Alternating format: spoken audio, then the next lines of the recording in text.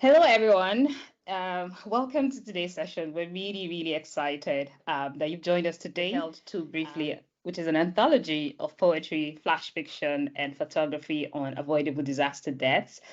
Just so we don't keep people waiting, we'll just make a start. And as we have more people joining, we'll just carry on with the session. So really welcome to everyone and a very big thank you. What we really hoped to be a sprint as part of this project ended up turning, into a marathon. But we're so excited that we're finally here today to celebrate the voices and the courage, really, of the young creatives that we worked with on this particular project. So it's them really sharing a piece of themselves into this work, and we're really grateful for that contribution. Just to tell you a little bit about the project before we get into the other items that we have on the agenda, in case you might be wondering. So Held to briefly is an art anthology. It was a project, or it is a project because we're here to talk about it today. It is a project that was in collaboration between the Custodians of African Literature and the Avoidable Deaths Network and SEVHAGE Literary and Development Initiative, with part support from the University of Leicester Institute for Environmental Futures. So just to let you know that my name is Patience and I'll be your host today. But just before we get into it, there are just a few housekeeping rules as we've joined the session. The chat and Q&A functions are enabled. Please do feel free to utilize those and engage. We don't want this to be a monologue. We really want it to be a conversation where we engage today. So you can also utilize the reactions. If someone reads a piece that you really like or says something that you find very interesting, please do feel free to utilize those reactions just so we know that we're not just talking to a screen and then we have people who are fully engaging with us. We've also set aside a few interactive polls throughout the session that will pop up on your screen. Again, please do feel free to engage with them, be a part of the discussion, because at the end of the day, we really want you to have fun, but at the same time, take something out of the session today. And most importantly, we want you to lean in, let the words and images that you get to see up on your screen today, or that you get to hear people share, let it speak to you. Let it mean something to you, right? So it's not just one of those webinars where we just come talk and just leave without taking out something out of it. And as this is really arts meeting advocacy, and we really want you to feel and experience. But importantly, at the end of the day, we want you to take actions. So what should we expect from the session today? A few things to expect. We're going to start with a poetic introduction because, again, we're here, creatives and people who love creativity are all part of the session today. So we're going to start with that. We're going to also have a brief look or an overview of the Art for Life journey so far and just tell you a bit about the numbers behind the anthology. We're going to have a keynote speech from Dr. Nivedita, just sharing a bit more about the Avoidable Deaths Network, the work that we've done under this project through the International Awareness Day for Avoidable Deaths campaign, which is an annual celebration that raises awareness on avoidable deaths due to disasters. And she will tell you a little bit more about that because I'm not a public health expert. And then we'll tell you a little bit about the official anthology review, what's contained in the anthology. We're going to have live readings and performances from different contributors who have contributed to the anthology. And we're also going to have an interesting panel discussion that I'm really looking forward to. And at the end of the day, we're going to close with a creative piece from Envoy, and you get to meet him much later. All right, so before we get into our poetic start, a poll will pop up on your screen. It would be nice for us to get to know, get a sense of who is in the room. Let us know where you're joining us from, right? I know during the registration you did tell us that your country, where you're registering from, but it would be nice for us to see what city, right? If you do care to share what city or country you're joining us from, so we can see that pop up on the screen. Seeing Belfast, London, New York City, Coventry, a lot of UK people here. Please, we are my African people because we're talking about sub-Saharan Africa in the work that we've done. So yeah, what city are you joining us from? Just type in and then submit, and then we'll get to see the results pop up on the screen. We see Jos, we see Nigeria, Dudley, Ibadan. Great. Yeah, now we're seeing some of the African cities.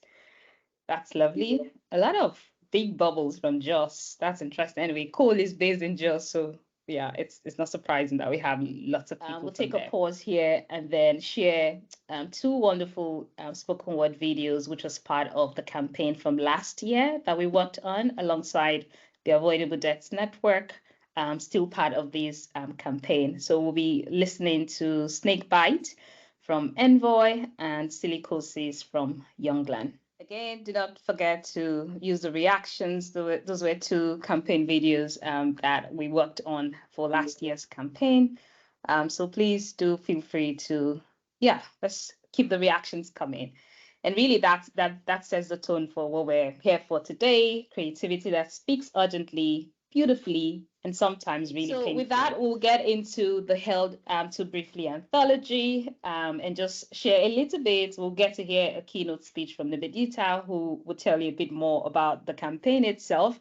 But before that, we just wanted to take a moment to show you the faces, the amazing, courageous, brilliant creatives that are behind the anthology, and that's the faces that you see up on your screen. And I'll tell you just briefly, share an overview of how we came to even have the Held to Briefly. All right. So when we put out the call for application, like I said at the beginning, we thought this was going to be a sprint, but it ended up being a marathon because the campaign is celebrated every March annually. So we put out the call for application around sometime in February, I think, and we received a total of 104 submissions across 5 African countries from Nigeria, Zambia, Kenya, Uganda, and Zimbabwe. And out of these 104, we were able to feature about 28 works that were selected and being featured in the anthology. We have poetry, flash fiction, and visual arts. We ended up awarding, with the editors and judges, 10 winners for the call with a $500 prize pool, and had about 18 honorable mentions to the anthology. And something that we found very interesting, because the whole essence of this campaign is to really raise awareness and avoidable disaster deaths. Based on the data, we saw that 96% of participants of all the creatives were engaged in the call, were encountering the International Awareness Day for Avoidable Deaths for the first time, which again really meant that beyond just other advocacy that's happening globally around this campaign, that young creatives are also engaged in the conversation around avoidable disaster deaths, which was really great to see. And we saw that more than half of the submission came from young creatives between the ages of 18 and 25, which again was a key thing that we're looking at, because we really wanted to engage with young and emerging voices in the creative space to begin to engage in the social issues. So it was really great to see that. In terms of the genres, poetry had the most entries across all 3 genres that we covered, which is poetry, flash fiction, and the visual arts. But we saw more entries from poetry. And while all 4 themes, of course, were explored, we also see that maternal mortality got the most submission from across the 104 creatives who put into the call. So it was really great to kind of see the diversity even in the data, and the creatives who were really interested in submitting their works for these anthologies. So we see how behind every number here is really a young person who is daring to translate loss, injustice, memory into words and images. And this is what we're really here to celebrate today. So with that, I'm going to now pass on to Professor Nivedita. She will tell us further around, why the International Awareness Day for Avoidable Disaster Deaths, and what's even the interest, right, in working with young creatives. But before I pass the mic to her, I would just quickly read out her bio here, and then she'll get to share a bit more with us. So Professor Nivedita Ray Bennett is a social scientist specializing in disaster risk reduction and international development at the interface with public health, focused on low, middle, and low income countries. Her research drives novel theories, interventions, networking, and advocacy to reduce avoidable deaths. She's the author of 3 books, including the acclaimed Avoidable Deaths and Avoidable Disaster Deaths. She co-founded the Global Avoidable Deaths Network with members across 94 countries, pioneering knowledge exchange and local level action networks, plus the influential case station model. In 2023, she co-launched the UN-supported International Awareness Day for Avoidable Deaths, which is celebrated on March 12th, gaining international traction across 20+ countries. Building on these, she launched the Avoidable Deaths Lab in 2025 to address avoidable maternal disaster deaths. An acting director at the University of Leicester Institute for Environmental Futures and a global expert at the International Science Council. Nivedita is a leading voice in global local disaster risk reduction. Welcome, Nivedita. It's really nice to have you join us today. I'm going to pass the mic to you to hear from you. First of all, many congratulations to Custodians for African Literature, which is our patients, and the other collaborators for producing this amazing anthology. It's already up on the website, so you can access that. Second, I would like to congratulate the winners. It's absolutely amazing to hear that there were 104 participants who took part in this competition. So it's actually really great, even though we opened the call a bit late, didn't we, Patience? It was a little bit last minute. As she said, it was a sprint, but ended up as a marathon. But she did absolutely amazing. So I want to congratulate the entire team of Custodians for African Literature for really taking over, this absolutely amazing experimental project, and she delivered it. So many congratulations. And I would also like to thank this 104 participants who took part in this project. So that's brilliant. So there is an appetite. So we would like to be better prepared from now on so that we know. So we already started preparing what we want to do next year. And finally, I would like to thank all the participants who are with us. So thank you very much for your wonderful company. And I could see that, you're all putting up your expressions, which is fantastic. So it gives a kind of a positive stroke to all of us, isn't it, to do what we are doing. As you would know, we do these things voluntarily. All the participants who took part at CALL or at the Avoidable Deaths Network are volunteers. So they really put in a lot of effort. And your expressions and your positive comments are really something to really, to give ourselves a pat and move on to carry on these absolutely amazing activities that we are doing at Avoidable Deaths Network, including at the Custodians for African Literature. Now, Patience has given me 2 jobs. Number 1 is to introduce Avoidable Deaths Network and the global campaign very briefly. But at the same time, she's given me these wonderful questions about the value of creating storytelling as part of this global campaign. So I think before I start giving you a very brief introduction about Avoidable Deaths Network, I just want to give 3 key messages to answer Patient's question about the value of creating storytelling. I think number 1 is that we come from a particular tradition and culture where probably we didn't have written scripts and books. I mean, I come from a tiny rural village of India. There wasn't many books around me. There was only one book, which was a dictionary that belonged to my father. Yeah, and I went to a school that did not have a library. So often many of us grew up in the global South without having scripts and books. However, in the evening, we would all sit down and listen to stories. And the stories we can connect, isn't it? So I think that kind of the things that happen in our villages and towns in the global South, including in the global North, storytelling is part of human or humanity. So I think we're trying to bring that in the context of this global campaign. So in that light, I think the first message that I want to share is that storytelling can transform data into actionable human experience. I think later on during my presentation, I will say that, like 140,000 people died, for instance, let's say annually, as per the United Nations Disaster Risk Reduction Center monitor data, more than 100,000 people died, but that's just a number. Okay, now you can bring it down to say, well, most 10% of those deaths are from flood. That's statistics, that's the data. But if we put in a human touch, a human element, we can immediately relate to that. For instance, losing a home, losing our books, stories, and losing our books and valuable livelihood assets. That brings that very close to ourselves. So I think storytelling can transform data, which sometimes data can only just tell us about the data, and can depersonalize it, So that's number one. Number two, stories create a shared culture of preparedness and resilience. As I said, if you are coming from the global south, and particularly from a rural location, all we have is the stories to listen from our grandparents or from our father or from our uncle, auntie, so on and so forth, who are a little bit older than us.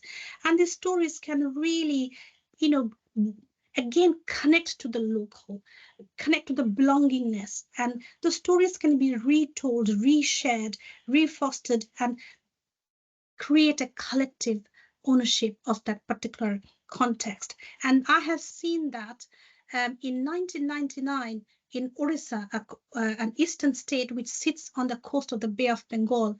In 1999, there was a super cyclone, and it was category 4, and it killed more than 10,000 people. And I had the opportunity to work with some of those disaster affected people and rehabilitate them. And it was a common, it's a collective way that all these people came together to help each other out, because each individual had lost more than 10 family members, sometimes 15 family members. I mean, imagine, how do you cope with such mass casualty? I think in those kind of context, shared culture, shared stories can give you some sort of healing, a collective healing, that you can go through that procedure. The third key message that I want to share is that narrative-based communication overcomes cognitive bias and inaction. Many times, disaster responders are also human beings. Community responders are human beings, and human beings can have different kind of cognitive bias. Sometimes you may not be able to respond because the shock has been too much. You can go numb. You can literally go numb. When I lost my dad, I literally could not cry for 1 year because I just became totally numb and painless. These are psychological things that happens to many individuals. Okay, and I think if those stories can be narrated, communicated, not just at a village and community level, but also at an organization level, which we call it storytelling. The storytelling as part of the organization is also telling the story the way a responder had responded. And that can help in terms of learning lessons. Yeah, then the organization become a learning organization. So I think that this kind of storytelling, scenario building, narrative telling in organization for the disaster responders can also have an absolutely amazing experience in saying that, becoming numb is also part of that human being, and how we can overcome that, and what are the lessons and what kind of, responses that we can adopt at that point in time. So I think these are the 3 key messages from my side in terms of the value that creative storytelling can have, not just for vulnerable populations and affected populations, but also for responders within an organizational setup. So I think with that note, I'm going to move on. So my next bit is a little bit factual, which is on avoidable deaths and Avoidable Deaths Network's International Awareness Day for Avoidable Deaths, which is our global campaign. So we can move to the next slide. Oh, I have to press. That's it. Okay, I hope I can do that. It's not moving. Yeah, okay. So a little bit about Avoidable Deaths Network. So the Avoidable Deaths Network was launched on 12th March in 2019. We launched it at the 4th Summit of the Global Alliance for Disaster Risk Institutes at Kyoto University in Japan in collaboration with Kansai University. ADN is a global and local membership network of experts, practitioners, researchers, including passionate citizens who are interested in avoiding human deaths from natural hazards, naturally triggered technological hazards, and human-made hazards in low and middle-income countries. But we also work in high-income countries. For instance, I'm based in the UK, and Dr. Hideyuki Shiroshita from Kansai University is based in Japan. We have more than 1,000 members across 94 countries, and ADN exists to help policymakers, researchers, and practitioners and at-risk and high-risk population to make better decisions to save lives and reduce injuries for sustainable development. We understand that avoidable deaths are premature deaths, and they can be avoided through tailored, preventable, treatable, and governance-related measures. Okay, so on 13th March 2023, we launched the global campaign in the city of Izumiotsu in Japan in collaboration with the city mayor named Mr. Minamide Kenichi. You could see him right on the top. And then Daden, the head of the United Nations Office for Disaster Risk Reduction, Ms. Mami Mizutore. The global campaign is celebrated annually, and we invite you to celebrate this global campaign next month. And this campaign is celebrated in cities, towns, and villages, and that's the beauty of it. It is global, and at the same time, it is very, very local. Now, the global campaign is a 10-year campaign. From the 11th year, we will drop the word awareness and continue to celebrate the campaign as International Day for Avoidable Deaths. As I mentioned a few seconds ago, that we have members across 94 countries. And as a result, we celebrate the global campaign throughout March because it's very difficult to really meet the time zone for only one day. Yeah, so not just 12th of March, but the entire March we had the global campaign celebration. We finished our global campaign this year, and this anthology was part of it. So next year you could celebrate. I invite you to celebrate this global campaign, and if you want more information, I will provide some of the details in some of the slides. Okay, so over the past decades, extreme weather events and climate disasters have led to more than 410,000 direct disaster deaths and affected 1.7 billion people around the world, according to the IFRC's record in 2020. All the deaths from direct impact of disasters, which are also known as direct disaster deaths, are recorded by the major databases. Indirect disaster deaths and missing persons are currently not recorded at national and local levels. So it is important that we understand the causes and circumstances surrounding these deaths and record them to inform policy and context-specific interventions to reduce disaster-related deaths. So in this light, the purpose of the global campaign is threefold. So number one is to raise the visibility of direct and indirect disaster deaths, especially indirect deaths. That's what ADN focuses on, and ADN also focuses on missing persons. Second, to increase the visibility of the causes and circumstances that lead to these deaths so that context-specific interventions can be put in place to save lives. Number three is to promote the slogan, disaster deaths are avoidable. They are avoidable through preventable, amenable, and risk governance related measures. And finally, this global campaign also aims to value the lives saved and reflect on the achievements of saving lives. So this year we introduced a new award called Hero Award, and this Hero Award goes to people who come up with frugal innovations and solutions to save lives. So this year, this award went to a lady, she's a civil servant in Pakistan. Her name is Tahira Khan, and she developed a really amazing innovation, which is really frugal, doesn't cost much. It is about building well in boreholes in Pakistan where many people fall in and die. Not just people, even cattle fall into that borehole because they act as irrigation things. So, and this is a very rural phenomenon. And she created lots and lots of fences around those boreholes, and that led to a dramatic reduction of avoidable deaths in the rural areas where she works. So yes, we have a hero award, and if you know anyone who is doing amazing work in your village and town, nominate them. Let us know. We would like to celebrate their achievement, and the global community ought to know those kind of solutions that we come up with in our villages and towns. Okay, so the next one is about, this is our year 2. As I said, we launched it only literally a couple of years ago. Our global campaign theme is very simple. And this campaign theme is called Do One Thing. Yeah? Do one thing. And it can be anything. It could be a rally, could be a seminar, could be a community building event.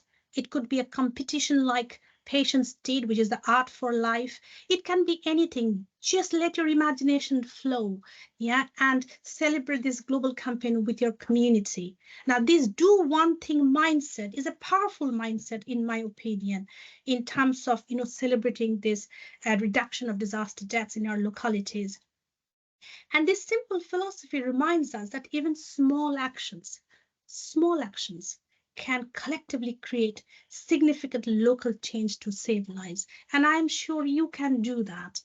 Definitely you can do that by doing one simple thing in your village or your community to raise awareness. And just let us know, and we would love to spotlight on your work and highlight your work and learn from that and take it to the global community. So this year we celebrated the global campaign across 20 countries, and we had more than 40 plus activities. The global campaign report was launched literally last week. So, if you just visit our LinkedIn post or our website, you will be able to see the report. Okay, so to celebrate the global campaign, we have several cultural assets. We have guidance for campaigners handbook. It's on our website. We have created 13 key messages, and you can improvise those key messages in your local languages. You could do that, and you don't have to use all the 13. Just cherry pick the one that is relevant to your context and just translate it into your local language. Okay, we have graphics, disaster deaths are avoidable. You could see it on the right-hand side. We have 2 colors, green and blue, to represent that the planet is green, the planet is blue. And credit goes to Patience again. Patience created these assets, so we are very grateful to her. We also have hashtag, which is Avoidable Deaths Day, and we also have some dynamic toolkits. They're all available on our website, and you can download them free of cost. We also have a digital tile that we tell everyone to use it to celebrate the global campaign. Now, why is it important to reduce disaster deaths? It is important because it is a vulnerable section of population who is carrying this burden of avoidable disaster deaths. Sometimes this vulnerable section of population are not able to represent them, but you can represent their sufferings and do something to bring systemic change. Now, reducing disaster deaths gained traction in 2015 after the Sendai framework declared the first 2 global targets. That global 2 targets are number 1, which is called Target A, reducing disaster deaths by 2030. And Target B is reducing the number of people affected by disasters globally by 2030.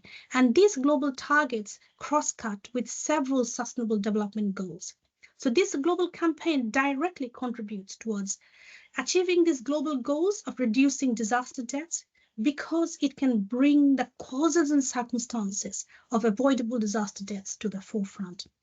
Furthermore, a better understanding of the causes and circumstances of avoidable disaster deaths can catalyze systemic change at national and local levels.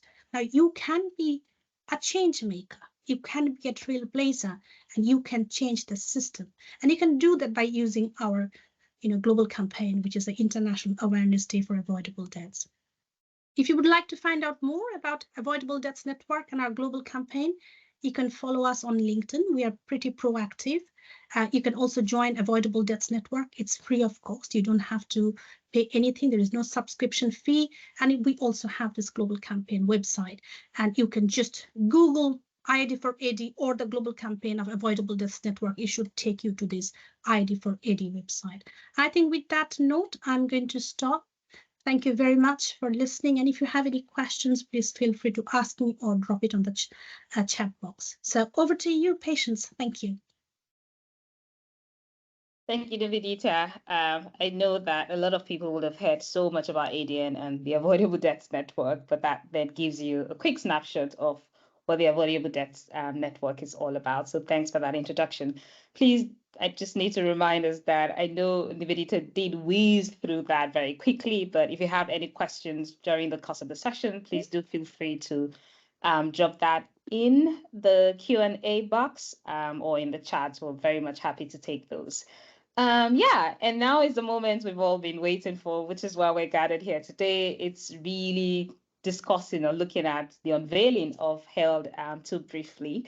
And to take us through this, we're going to watch a video from Suwedi Fashima Agema, who is the founder of SEVHAGE Literary and Development Initiative and the convener of the Benue Books and Arts Festival in Nigeria.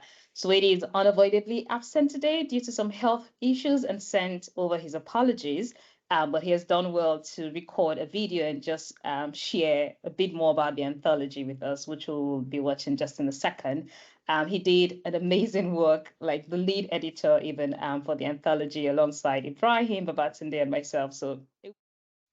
Hello, everyone. My name is Suwedi Fashima Agema. I had the privilege of serving as one of the editors and a judge for the competition that bet this anthology. I was also deeply involved with SEVHAGE on the publishing end. Now, I know that this isn't time for the vote of thanks, but let me start by saying thank you to the Custodians of African Literature, led by Andrew Patience, for all their tireless work on making this happen. Thank you to my co-editors, Andrew Patience and Ibrahim Babatunde Ibrahim. Also, thank you to my fellow judges who worked on the competition. But above all, thank you to Professor Nivedita for creating a platform that helps spread such an important message. You know, people think of death and say, oh, it's the will of God or it's natural, it can happen. But some deaths, as we have emphasized with this competition and this anthology, are preventable. And by the time you spread these kind of messages, it can help to make people to be more conscious and do things that make such preventable deaths preventable, you know, make them not happen. And of course, I would like to thank every single contributor and all of you here today. Your presence and your voices matter. To the book itself, which is what I'm meant to do in this segment, to reveal it in a matter of speaking, it's comprised of 4 sections based on the themes that were highlighted in the competition, basically drowning, maternal mortality, silicosis, and snakebite. And we have various entries that were fixed. So from the competition, we took the winners and the honorable mentions and fed them into the various sections. And it just turned out to be something really beautiful. So it's easy for us to say that this anthology, Held Too Briefly, is not just another collection. It's an important project that brings together the voices of several creatives from across sub-Saharan Africa, all responding to Art for Life call. Within the pages of this anthology, which hopefully you'd get to key into, buy, and also read, share, you'll find that there are poems, flash fiction, and photography. But more than that, you'll find stories that remind us that behind every statistic, this is the important part, behind every statistic, there is life, there's family, there's grief, and importantly, there's a possibility for prevention, like I mentioned earlier. So the book is divided into the sections I mentioned earlier: drowning, maternal mortality, silicosis, and snakebite. And we can say each section is both a lament and a call to action. Let's start with drowning. In Chisom Nsiegbu-Nam's Little Bodies, which is a very poignant piece, you find that it talks about rain and how it becomes a narrator, how it's able to push the reader's mind. To take this line, very quick line, a little shoe finds its way in, a whole little body follows. I try to hold the body, but I am a furious element rushing down as sheets of rain. And from lines like this, you can feel the helplessness of nature wrestling with human neglect. In maternal mortality, the images are even more haunting. And from the award-winning piece, that's the flash fiction component, Michelle Nanyelugos' Red Ribbons gives us the story of a hospital floor drenched in blood, while in the same section, you find John Ebute's Zombie, showing us a woman who is rising from the dead to confront the silence and systems that failed her. And that's something that we need to always be conscious of, how silencing of women can lead to so much evil. It's highlighted throughout the pages of this work. Silencing anybody is really something that should not be done. People should be able to speak. They should be able to have the resources to be able to do things that will bring about life in its fullness. Then comes silicosis, where miners breathe in dust daily until their lungs give way. Kehinde Adebayo's A Race to Dust captures the journey from everyday labor to fatal collapse and gives us the warning that we should cool down. You know, we have to hustle, we have to do shift, but we need to cool down so that we don't kill ourselves. Because if you do everything and kill yourself in the process, what's the use? Then there's also Juliana Agomo's These Men, which speaks of workers who gave their lives for survival. Finally, in the section Snakebite, we see how death arrives suddenly in farms and homes where help is too far away.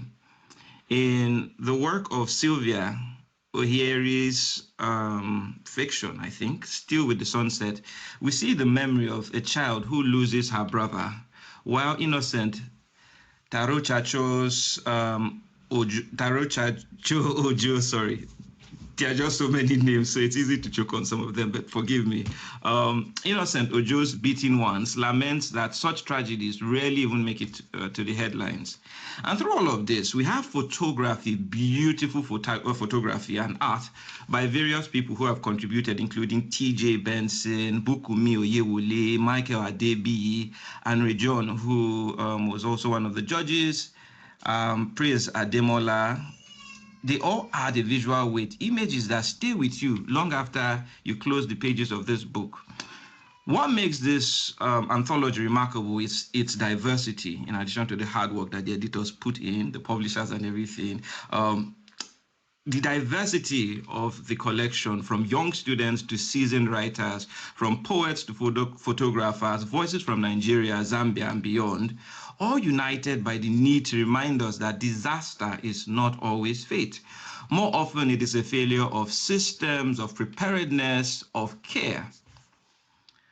As editors, our task was to hold these stories with tenderness and urgency to ensure that they not only mourn, but also move. Because Held to Briefly is not just for remembering, it's also for stirring action. So ladies and gentlemen, here it is. Thank you, I didn't mention them earlier, the University of Leicester for their support too, and all the other components and all the other academics too. So here it is, ladies and gentlemen. Held to Briefly, an anthology that mourns, that indicts, but also that hopes.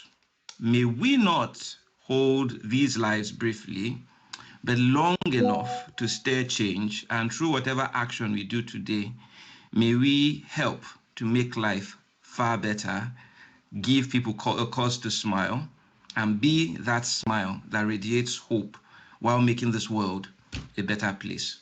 Thank you.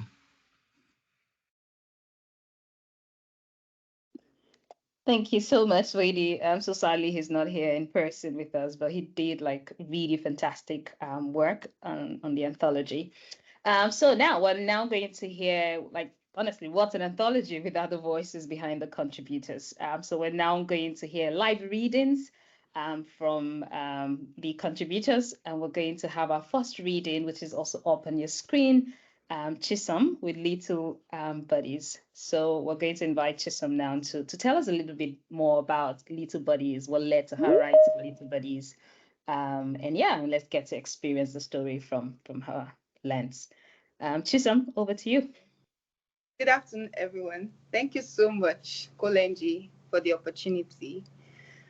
So my story was inspired by two separate events. The first was as a child, I grew up in Obelagu Street in Onitsha, in Anambra State, here in Nigeria.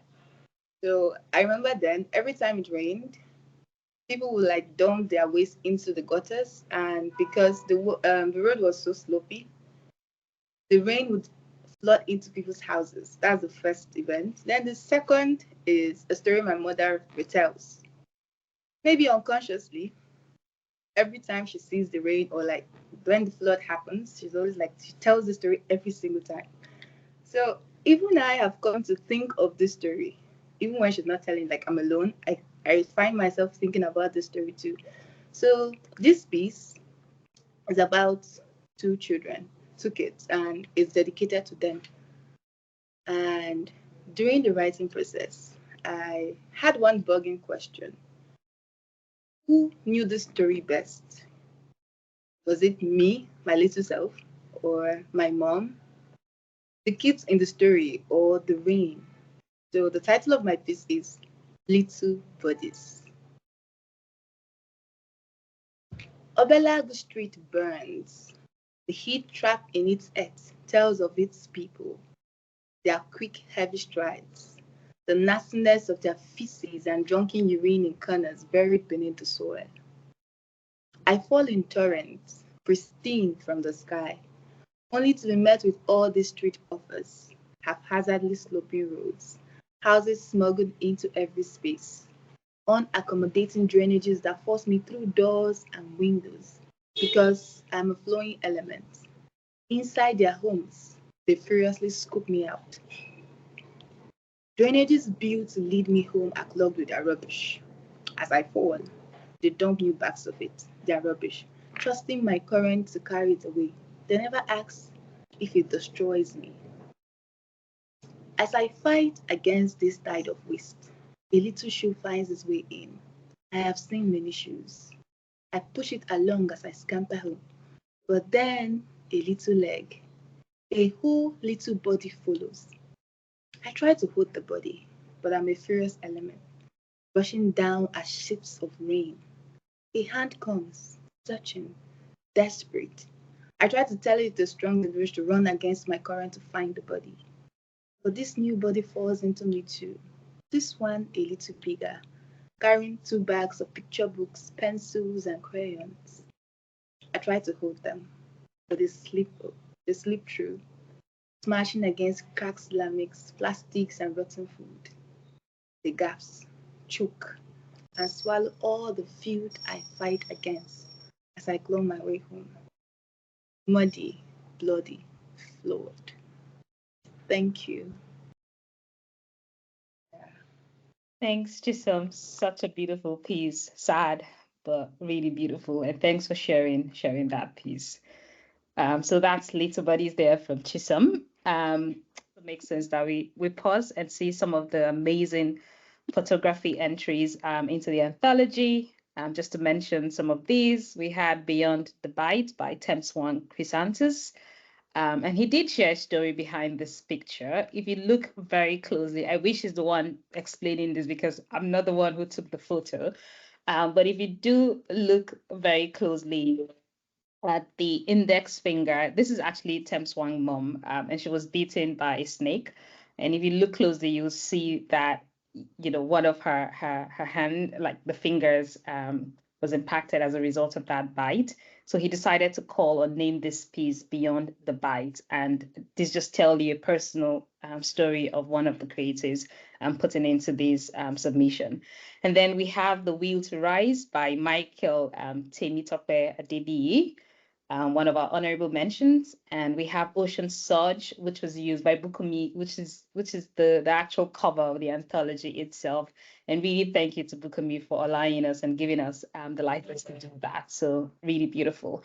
And as part of the judges, Anne Ray John is also a photographer and a writer. He also, told us to use some of his photos also, which is the one you see down at your screen towards your right. So just wanted to show a few of these photos so people get to see. Yeah, I see Bukumi on the chat. Really, thank you so much for allowing us for you sharing your piece, really, and us experiencing all that we see in just that one picture that we look at. So thank you very much. We're now going to take another reading from Solomon Hamza. Solomon is going to share another flash fiction, No Acquaintance with Tomorrow. Over to you, Solomon. Okay, good day, everyone. My name is Solomon Ida Hamza. I'm one of the contributors of the Head to Briefly Anthology. The family of 6 worked on the farm until about 6 that evening, until the sky turned the color of bronze, until Arinda looked up at the sky and told his wife and 4 begrudging children to gather their tools. We will continue with the weeding tomorrow, he said. The rain is already on its way. Ikuchi, the eldest child, stretched out his hands to pick up a cutlass half buried in the grass and gave out a cry. His parents ran to him. Ikuchi showed them his arms with 4 marks like footsteps. Arinda's eyes darted like a suspended pendulum and saw the snake slithering away, fleeing from its damaged stone to reduce the potency of the snake bite. Arinda carried Ikuchi at his back, while Adansi, his wife, and other children followed closely behind. Adansi kept calling Ikuchi's name, begging him not to close his eyes. They got to the village clinic drenched in their sweat, only to be told by the nurses that they had no vaccine for snake bites. Blood was already dripping off Ikuchi's nose, and his pupils were rolling backwards. Arinda pleaded with them for a miracle, but the fate before him was beyond his fate. By the time the specialists arrived, Ikuchi's body was as still as a lake at midday. His eyes fixed Thank you on so the much, sky. Solomon. Really lovely piece, and thanks for sharing. And then we'll take one last reading which is a poem from Sumaya. So Sumaya her piece is titled Home Left with Her. Sumaya, yeah, over to you. So my piece is based on a personal experience, and actually I wrote it because my mom died some years ago. And so yeah, that's what this piece is based on. Home left with her. Home was her presence, her laughter, and encouragement. It was the way she smiled, the taste of her morning pancakes, and the aroma of soup bubbling softly on the stove. Home was the lingering sense of cinnamon and rain. But then the air grew heavy, tinted with something bitter. Whispered prayers floated out through glass windows. Her footsteps became faint. Then someone pressed mute. And one day she was gone. Just like dandelion petals, she drifted away. But not only in the way bodies disappear, also in the way pain unravels a home, turning laughter into silence and love into memory. The house still, grief seeped out of the walls, melancholy lingered in every corner. The walls began to crack under the weight of her absence. She left, and somehow home left with her. The house still echoes with laughter, but only in memory's voice. The once bright colors now look hushed. The place that once the place that once offered warmth now feels cold. and so we learn to live like shadows. If home is where the heart is, then where do we go when the heart is no longer here? Thank you so much. Thank you so much. Thank you so much, Sumaya, for sharing, and so sorry for your loss. Thank you for sharing that piece with us. Really appreciate it. Okay. Good afternoon from Nigeria. My name is Oko Owi Ocho Africa. I'm a co-festival director for the Benue Book and Arts Festival. And from all the readings we've listened to, the pictures, the stories behind them, and all of it, I'm sure that we are all charged with the whole nexus between art, art as a genre of itself, and also as a tool for advocacy and social change. So we'll be going through this panel with our amazing panelists. Beginning with Dr. Fumi Adewale Elliott, who is a performer, a dramaturge, and an academic. And of course, Vanessa Chisakula, I hope I pronounced the name correctly, a poet and activist, which is a perfect blend of what we are doing here. And of course, Ibrahim Babatunde Ibrahim, a writer and an editor. So in order not to take too much of your time, since we already have enough background, I will begin with Dr. Fumi Adewale if she's here. So the first question for her is so art-based advocacy is considered a kind of transformative thing. I know, and there's this general belief among creatives that creativity and art can change the world. So, how, in your own understanding, how should creatives understand their role as agents of social change? Well, thank you very much. Can you hear me? Yes, I can hear you. Okay, thank you very much. Your question, how can artists understand their roles as agents of creative change? I think the artist, as the first speaker said, presents an experience, and they're able to humanize and make data real. And so whilst the statistician or a journalist or a documentary maker might put it in these kind of broad political terms, an artist brings the human experience to it. I think it's important to say that the artist makes something beautiful sometimes out of something tragic. And there's a paradox in that.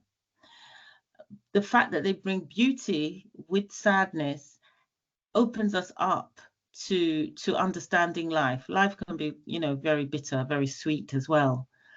And so art goes beyond our barriers. You can sometimes have compassion, what we call compassion fatigue, listening to horrors on the news. You can block it out. But the artist can meet an audience where they're at, and go beyond these barriers, because they also show the beauty of life whilst bringing sometimes some difficult topics forward. I hope I've answered your question. Yes, that was a beautiful perspective. To Ibrahim Babatunde Ibrahim, and my question for you is there's a lot happening in the world currently, and more often than not, the creative and the artists, we are often caught between the struggle for sustainable livelihood, creative freedom, and of course, in the middle of all of this, we still need to make social change through our work.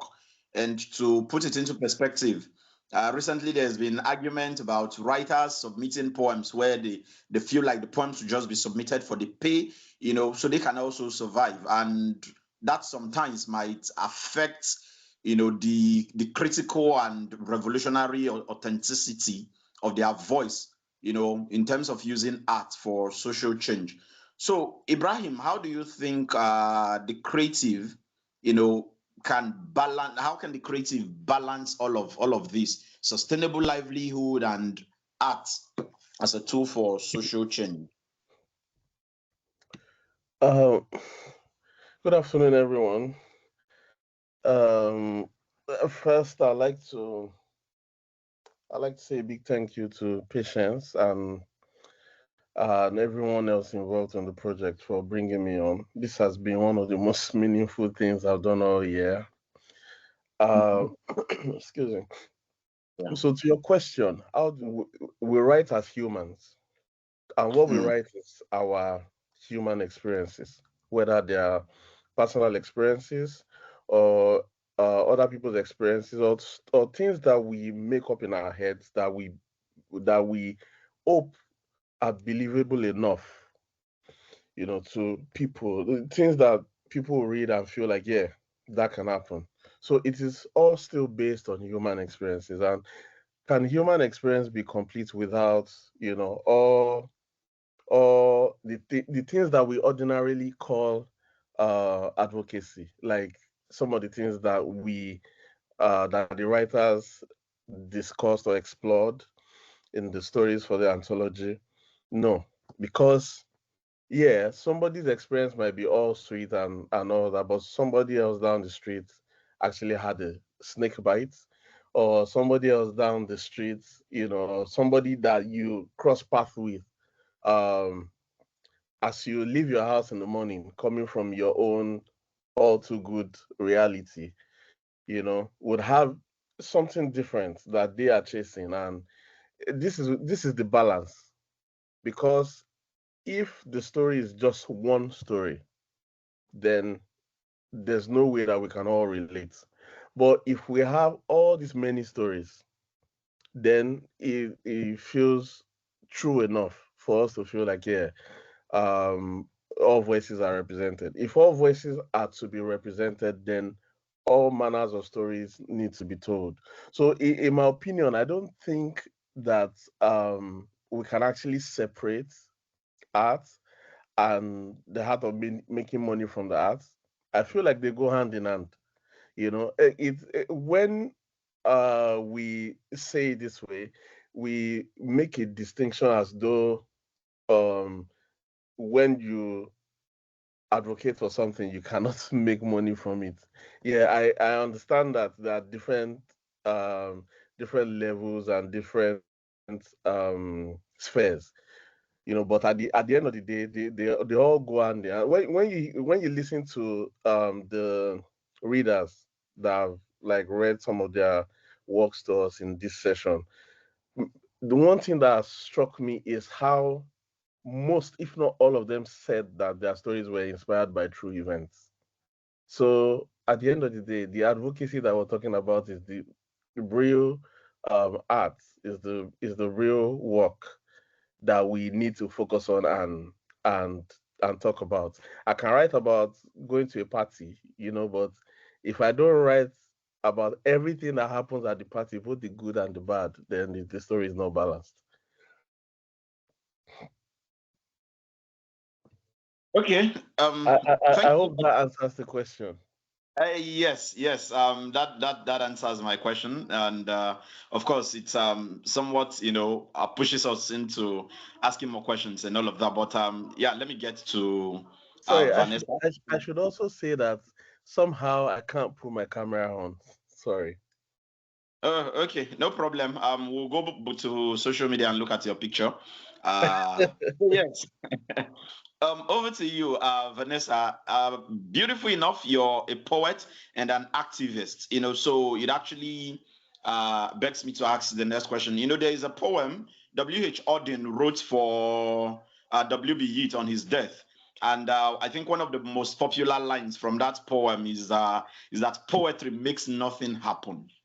And over time, this has been a subject of debate. Some people feel like, why would you say poetry makes nothing happen?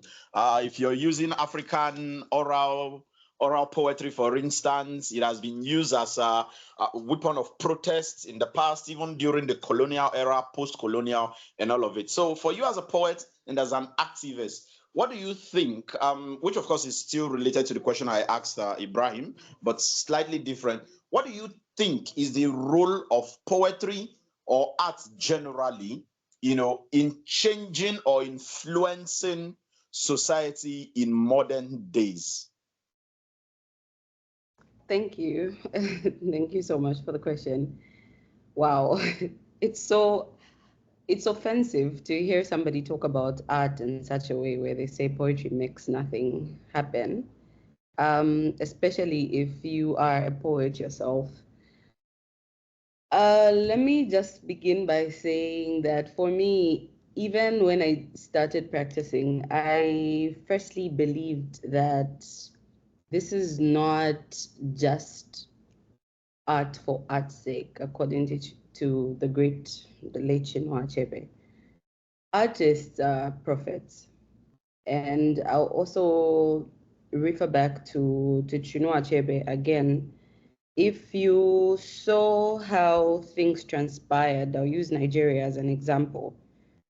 When he penned A Man of the People, I think you can agree with me that Nigeria had not seen a military coup yet. But here's an artist. He writes a book and talks about political corruption in country X, which according to him just looks like Nigeria. And then a coup d'etat happens days after.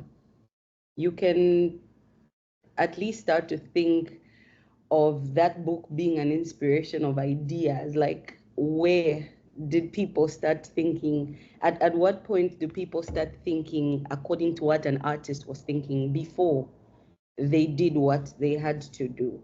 So firstly, I understand that when we are creating, especially our first bodies of work, it's usually accidental. We're excited. Some of us might not even understand what it is that we're carrying. We just think, oh, we're talented and I like to write. Let me just pen this down. And the intention is barely there in the beginning because we're just excited and we want to write things. We want to sound brilliant. We want to have rhymes and whatever it is that we're aiming for in the beginning. But as time starts to go by, it is very important to understand that what you are doing carries a power that goes beyond just giving people information. You're stirring emotions, you're shifting imaginations, you are reaffirming people's beliefs. It is through art that people start to think in a certain way, people start to get ideas to do certain things. And I also just want to close by saying, today, these poems, these songs, these photographs might look like they're not doing anything, but we are simply walking libraries. In the next 50 years, when somebody wants to learn about how avoidable deaths looked like, what was the situation, what were the stats, what were the young people saying in 2025, this is an anthology they're going to look back on. So sometimes it looks like nothing is happening, but we're opening hearts, we're inspiring dialogue, we're disrupting the silence.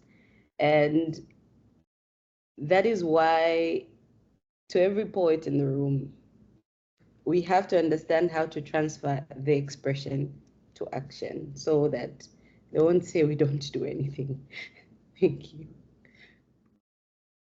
Okay, thank you so much. Those are powerful words coming from you and quite inspiring. In fact, to some extent, you already answered the next question, which I was going to throw to all of you. But nonetheless, within a minute each, I'll still ask all of you, beginning with Dr. Fumi. So what's advice would you give to young artists, who are so committed to the whole idea of creativity for social change?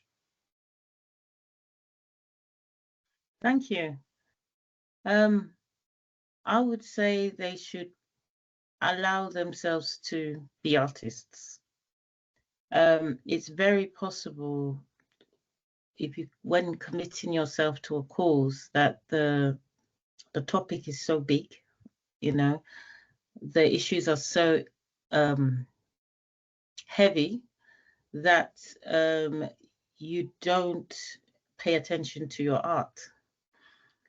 The power of an artist is that they're not putting out they're not exploring the idea in a way that maybe, as I say, a journalist would or an academic would.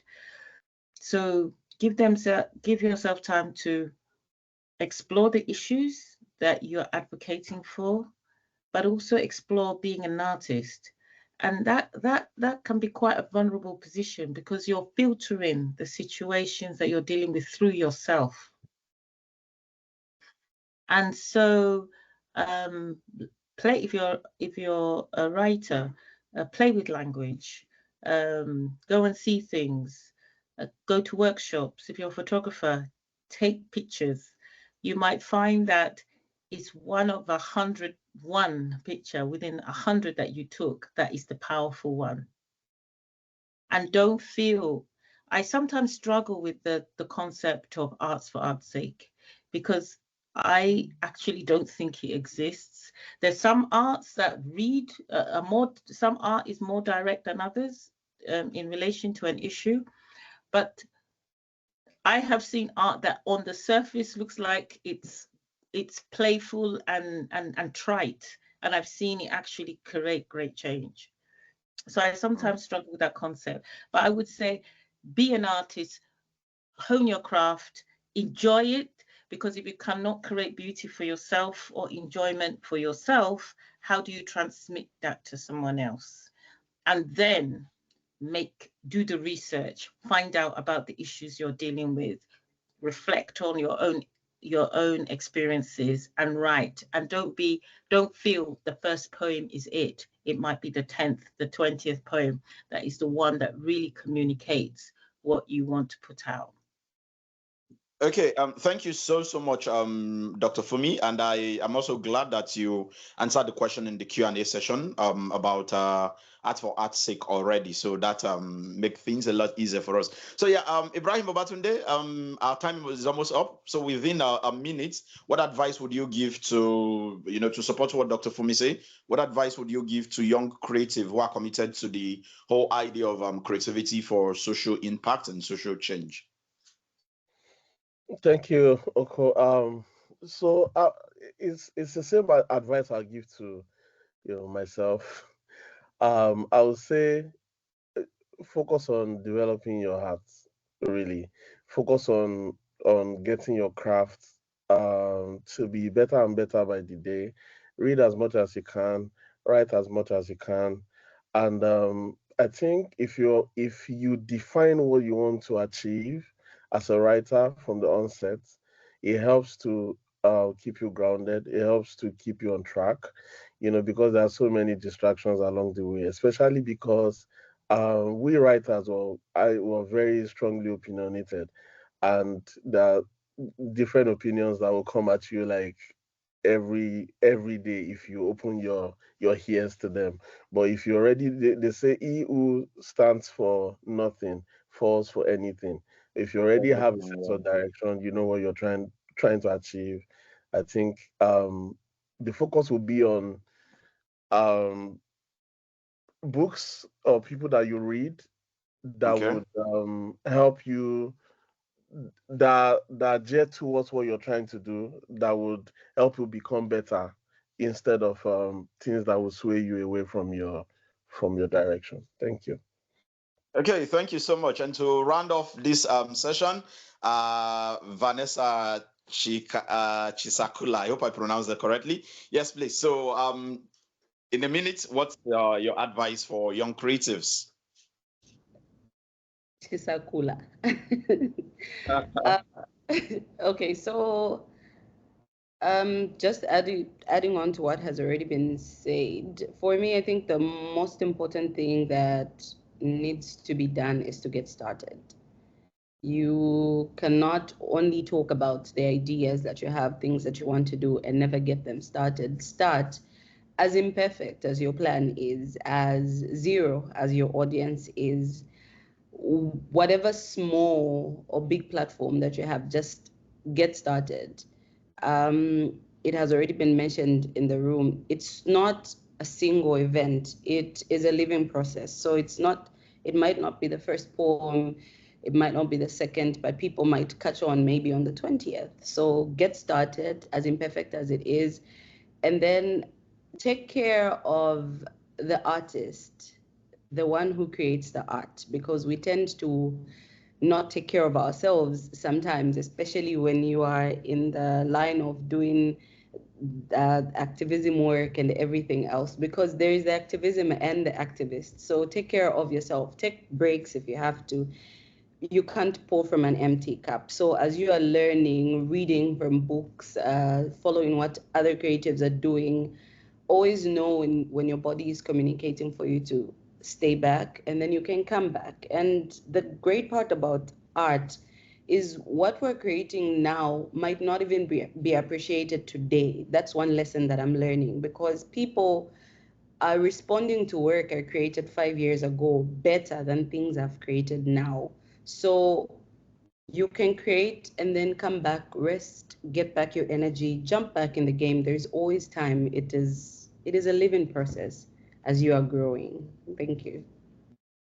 Okay, thank you so much, Vanessa. Thank you so much to all my panelists. That was amazing and beautiful. So yes, Patience Andrew, over to you. Thank you. Thank you so much, Oko. Thanks to all the panelists. I thought this should not end. Like, we should just keep going on, because really interesting insights being shared there. I think I was having a quick chat yesterday with Dr. Fumi, and she reminded me that art is truly and fundamentally about humanity. Slide, please, quickly. In the chat, we've actually dropped a link where people can access the anthology. It's free, so you can get a copy of the anthology, read it at whatever time you're free. And if you so desire, please do make a kind donation. We know how the creative industry it's highly underfunded, so please do make a kind donation to support future work in this regard. And then the QR code is also up on your screen if you want to quickly scan that. The first one will take you to the copy of your anthology, and then the second QR code will take you to the page where you can make a donation. And we'll also drop all of this link in the chat. Yeah, next slide, please. I think we're just going to wrap up at this point and listen to a live performance titled Moonlights by Envoy Vade. Envoy was one of the poets we worked with during the campaign last year. It's an amazing poet. So we would end the session hearing a piece from Envoy. Over to you, Envoy. When I was a boy, my grandfather, he would often tease the traveler inside of me with stories he was so fond of telling. One night, upon the conclusion of his story, he pointed at the moon and said to me, "Look closely. You will see a figure of a woman with a baby on her back and firewood on her head." I looked intently, but I didn't see anything. But I was not about to quit so easy, so I asked him for 5 extra minutes just to look a bit longer. But I still didn't see anything. It then occurred to me that my grandfather saw the kind of stuff that he grew up seeing, like stuff that he was familiar with. Like if the man had been born and bred in Japan, he would probably see a samurai. If he was an archaeologist, he would see relics and fossils and dinosaur bones. And if he was a pop music freak, he would see Michael Jackson moonwalking. Sounds about right. See, all my life I've likened the moon to a number of things. I've likened the moon to a coin that I picked out of my father's coin collection to toss in my moments of indecision. So I asked myself, is it going to be heads or tails? And my sweet mother interrupts me and says, "Tails is not your portion. You are the head in Jesus' name." I've likened the moon to a steering wheel that I hold on to on a busy highway. And so I drift and I swerve out of the margin in my notebook into the main body of a letter, waiting to be posted back home. I've likened the moon to a pinhole in the canvas of the night. I've likened the moon to a bullet wound, and I get to see firsthand what it's like for the universe to bleed light. I've likened the moon to a squeaky clean porcelain plate left empty because humanity is a recipe book with ingredients too stubborn to mix and march into an oven long enough to become a mouth-watering delicacy. I've likened the moon to a pinhole and the canvas of the night. I've likened the moon to a disco ball. See, I don't know who has no connection to education, but somehow he learns the law of gravity by being let down by the lawmakers in his country. I've likened the moon finding land, that I believe that the soles of my feet will somehow, someday, be fertile enough to own this place. I've likened the moon to the whites in my mother's eyes. So I look intently into them, and I remember that I'm here now. And so when I think of the moon once more as a bullseye, and my hands begin to fidget, somebody's there to hold me steady. And I'm here, right here, trapped in this moonbeam, lit. Thank you. Oh my gosh, I'm just over here smiling from ear to ear. That's such a lovely piece. Even though we had some, network issues, that's really beautiful. Oh, Just thinking about the imagination of, experiencing that through the eyes of a child. It's so beautiful. Thank you so much, Edward. I feel like we should just keep going on and listening to poems and stories, but of course we can't. We need to release you to enjoy your weekend. Thank you so much. That was so beautiful. So yeah, please do not forget to get a copy of the anthology. Do share it widely with your friends, family, anyone who cares to listen, right? Let them get a copy of it. And yeah, if you so wish, you could also make a kind donation to support future arts-based campaign. But it's been really lovely having all the sessions, the interactions we've had on today. Please do stay in touch with Cole. We'll be planning another campaign next year, and we really want more creatives to be part of that campaign in 2026. And more details of that, will be shared with you. This amazing participants. Yeah, but I also want to very briefly thank Dr. Elliott, because Dr. Elliott just stepped in yesterday, less than 24 hours ago. So Dr. Elliott, thank you so much for helping us out, and it was absolutely amazing. I want to learn more about you. And I loved the presentation and the thought-provoking ideas that came from Vanessa, Ibrahim, and also amazing recitals, from all those 4 speakers, which is Pham, Chisen, Younglan, and Solomon. So thank you very much. So regarding the case station, so case station is an abstract idea. Okay, so we currently have 1 case station in India. So when it is a sunny day. If it is raining, my case station rains. So it's basically an abstract idea. It is the smallest unit for research, outreach, and impactful activities. And a case station could be a small school. Case station could be a health facility. Case station could be a school, or case station could be a small hamlet of villages. But at the same time, a case station could be a case station for creative arts, for avoidable deaths across sub-Saharan region. So this is a new idea that Patience and I are playing with. And we want to see, what kind of appetite do we have amongst the artists?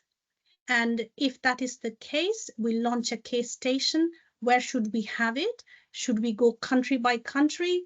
Or should we have a sub-Saharan one? So there are various other ideas that we are currently playing with. We haven't got to any kind of destiny or destination. That's not the purpose. It's a journey. So that's what we are going to do that. And we would like some ideas from you. And yes, it's basically, trying to come up with some sort of a sustainable way of engaging with our young artists. And it's a 10-year commitment.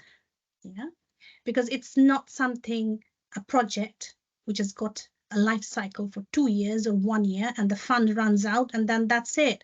But Indian projects are not like that. So our projects never die. So it takes a different shape or different avatar. So it will go on. So we try to find a sustainable way of working with you. So it is very bottom up. The idea should come from our artists and poets. And I quite like the idea that I think Vanessa was mentioning that, how art can be a walking library, or talking library. It is for the here and now, but it is also for the future, 50 years down the line, this anthology is a cultural capital for the next generation young artists to read. And also, I think it was Dr. Elliot or Ibrahim mentioned, or maybe I think Patience, I can't remember, you know, all the stories, poems that came are from real life situation. You know, yes, I think it was brilliant for Dr. Elliot and Ibrahim and Vanessa to mention that let the young artist be what they want to be. You know, they want to explore, experiment, focus on developing their art every day by practicing. And also get started. I think that's what Vanessa mentioned. But I would say from my point of view, after listening to and seeing all those amazing art pieces that came out, is that inspiration is around you. You know, inspiration is from real life. Inspiration of what your family members have gone through. And I'm so sorry that one of our speakers had lost a dear family member. So, you know, the stories like that can be very powerful and could inspire. And I have had an absolutely amazing roller coaster of emotions, as Vanessa said, that, you know, stars of emotions, and it did. It made me sad, made me happy to hear, made me angry. And I think that's what Avoidable Deaths is. It's a matter of social justice, and we need to bring this to the forefront, either in the form of writing. That's what I do, because I'm not an amazing artist, not an artist at all. It's Patience and you all. So I just get inspired and just, you know, I think I have managed to convey what I need to do. Is there anything else that Patience that I need to say about the case station? But it is, as I said, it's an abstract idea. It's going to be virtual. It can be remote. It could be in person. But it is about our young artists telling the stories, breaking the silence, as Vanessa said. You know, I think I quite liked it. We are opening up, disrupting the silence, bringing real life stories in different art form. So that's it. I think that's what the case station aims to do. As part of the feedback we did get, though, some people are saying they would like to see a wider range of topics from next year. I know we focused on silicosis, drowning as the main ones, but honestly, there are lots of deaths happening from different causes, right? From mental health issues, from conflict, especially in Nigeria, where most of us are from. So it can be about anything, really, any death that can be avoidable. And I think it does make sense to kind of open it up a little bit beyond just those 4 thematic areas that we focused on. So your feedback is definitely useful, and we're definitely going to do something about it. But just to say a very big thank you to all of the 28 contributors to the anthology. A big thank you to Dr. Fumi. Again, you left something in me yesterday. You have no idea. So really thank you for being part of this at very short notice, I would say. So it really means a lot to us. Thank you very much. Ibrahim Babatunde, he's been here right from the start. So thank you very much. Mr. Oko, who jumped in last minute also. Suwaidi, Envoy, whom they want to see more of next year. Shagun, who is behind the tech today, a very big thank you to you, to all the guests and participants who have joined us today. Thank you very much. And of course, I need to tell myself thank you too for hosting. And I hope you had a swell time joining us today. The conversation is still ongoing. Please do feel free to follow us on social media. It is all at ColeNG across all social media platforms, and we'll keep people updated towards next year's campaign. And thanks and congratulations to all the contributors.